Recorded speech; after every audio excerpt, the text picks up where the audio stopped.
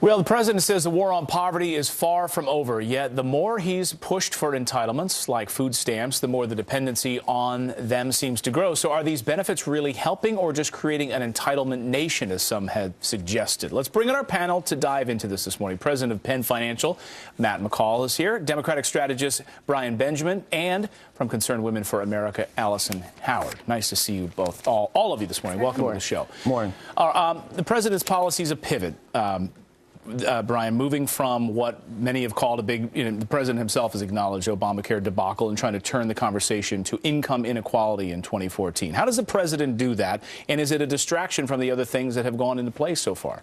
Well, I think just on the Obamacare point, I mean, we've had over 1 million people sign up in December, so to call it a debacle is probably a bit of a stretch. You disagree, though, the rollout was a debacle? Yeah, it was a mess, as was the rollout of Medicare Part D under Bush. So it's, there's always rollout issues, but I think things are moving forward. But in regards to the poverty point, I think it's important to keep in mind that when you talk about entitlements, I hope you also talking about Social Security, Medicare, these are entitlements that people really care about. And given the sort of income inequality in this country, we've got to really focus on how to provide people with skills and how to provide targeted resources to aid the poor to move forward. And so more government programs, is that the answer, or less government? Well, I think the issue here is not earned entitlements like Social Security that you pay into. We're talking about the effectiveness of unearned entitlements. And the millennial generation is very giving, willing to put money in, but we've put $20 trillion into the war on poverty. We have no sentimental attachment to it because we weren't around when those decisions were made. All we can see is the result, and we still have a 15%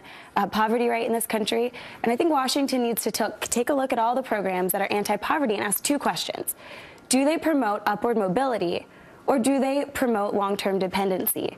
Well, isn't that what we're seeing, though, with some millennials, Matt, is this sort of long-term dependency? We hear stories of kids just saying, you know what, I don't need to work. I'm just going to go and find myself. I'm going to wander the mountains and play guitar and kind of, you know what, I'm living off the government for a while. It's a dependency issue, too, isn't it? It is, because the millennials grew up on that. They're accustomed to this entitlement. When you have your insurance on your parents up to 26 years old now. I didn't have that when I was growing up. You got to get a job and get your own insurance. So I think they are a bit entitled. But how do we change this? Maybe motivate them by taking away the entitlements. I think that's a good move. But getting them a job, because our poverty rate is 15%. But if you have one working person in a household, your poverty rate drops to 4.6%. So the president, instead of handing out and letting the poor stay poor and keeping them poor, let's get them a job. Because if you get them a job, they suddenly move out of poverty. Right. Is this a reversal of what we saw with President Clinton and Republicans, obviously taking a card out of the Republicans' playbook and the welfare to work, and actually not giving people a handout, but a helping hand? And there was a lot of agreement on that. And President Clinton actually angry, it seemed, back at some of the reversals under the Obama administration. Well, I mean, if you look at the promise zones, which is what we're talking about, which the president just announced, It's not about new entitlements and new programs at all. It's about being more efficient with what we have presently and helping 5 cities, one is Philadelphia, and southeastern Kentucky, helping them to sort of focus on what are the key issues that we need to address temporarily to help get people out of poverty. I don't believe any Democrat or Republican wants people to be on long-term dependency, but we don't want people to be in a situation where they can't afford to pay their rent or pay their mortgages because of an economy that's been tough. The problem is he keeps handing out more entitlements. I mean, what's the more entitlements you're talking about? Well, let's take a look at the promise zone. That's up on the screen. That's not new. Let's take a look at this. Under President Obama, here's some stats. 22% increase in disability.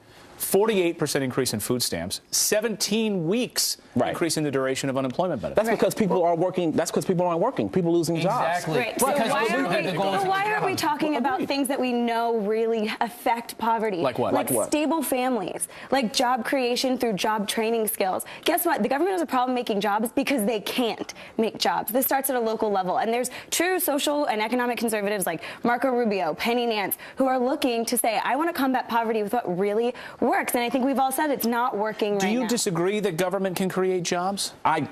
Government can help the private sector create jobs through the right incentives and structures, right? So when you look at sort of affordable housing, that's a public-private partnership. But my point is this: the president had a plan, a Jobs Act plan that the Republicans refused to vote on, refused to work with him on.